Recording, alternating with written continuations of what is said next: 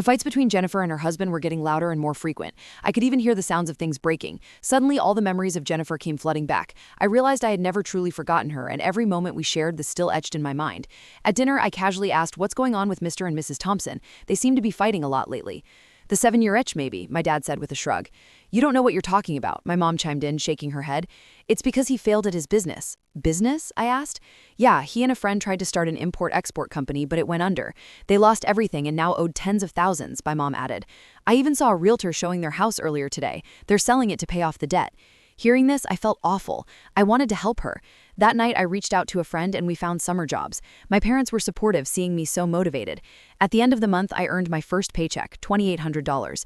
Most people would probably use that money to treat themselves or buy something nice, but I stood in front of Jennifer's house pacing at the stairs, clutching that money in my hands. When her husband left the house, I knocked on the door.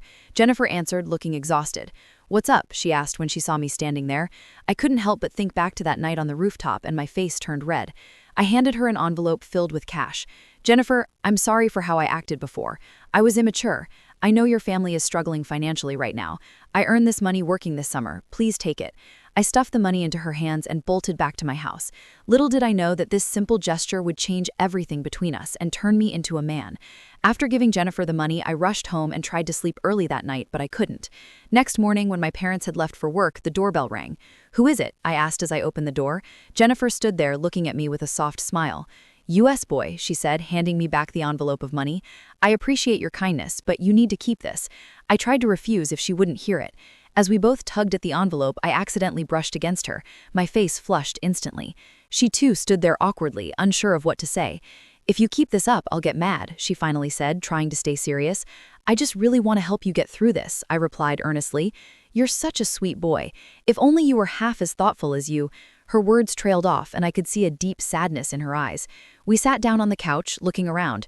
It's been a while since I've been in your house. Yeah, I agreed with a smile. Can I get you something to drink? Tea? Coffee? You have coffee? She asked, surprised. I do. I picked some while working at the grocery store. Let me make you a cup. Thanks, she said with a nod. I went to the kitchen and brewed her some coffee. When I brought it back, she took the cup, but instead of drinking, she stared at it for a moment before placing it on the table. Time flies, doesn't it? I remember when we first moved here, you were just a little kid, and now you're about to finish your second year of college, she said softly. Yeah, I'll be 20 soon, I replied. Your birthday's coming up, right? Yep, my parents are throwing a small party for me.